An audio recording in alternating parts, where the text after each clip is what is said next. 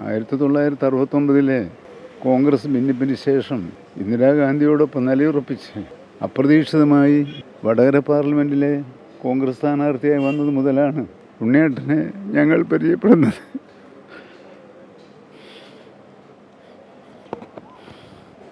വടകരയിലെ ഓരോ പ്രവർത്തകനും അവരുടെ മനസ്സിൽ ശ്രീ കെ.പി. ഉണ്ണികൃഷ്ണൻ ഉണ്ണിയേട്ടനായിരുന്നു.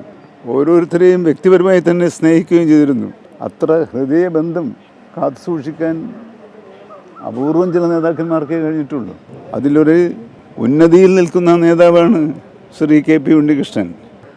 അന്തർദേശീയ കാര്യങ്ങളിൽ ഇത്രയേറെ പരിജ്ഞാനമുള്ള മറ്റൊരു നേതാവിനെ ഞാൻ കണ്ടിട്ടില്ല.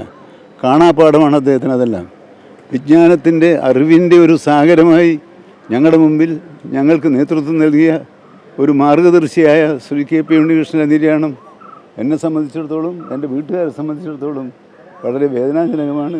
അദ്ദേഹം സ്ഥാനാർത്ഥിയായ കാലം മുതൽ അദ്ദേഹം വേണ്ട എന്ന് വെക്കുന്നത് വരെ വടകരയിലെ LDF സ്ഥാനാർത്ഥിയായിരുന്നു. അദ്ദേഹം LDFിൽ തുടരുമായിരുന്നെങ്കിൽ അദ്ദേഹം ഇപ്പോഴും പാർലമെൻറ്റിൽ അംഗവും പ്രമുഖ നേതാവുമായി ദേശീയ രാഷ്ട്രീയത്തിൽ തിളങ്ങുമായിരുന്നു. ആ തിളക്കം ഇല്ലാതെ പോയതിന് മറ്റാരും ഉത്തരവാദിയല്ല, സ്വന്തം തീരുമാനങ്ങളാണ്. പക്ഷേ ഈ ഘട്ടത്തിൽ ഒരു വിമർശനാത്മകമായ അപഗ്രഥനത്തിന് ഞാൻ തുനിയുന്നത് ഔചിത്യമായിരിക്കും എന്നെനിക്ക് തോന്നുന്നില്ല.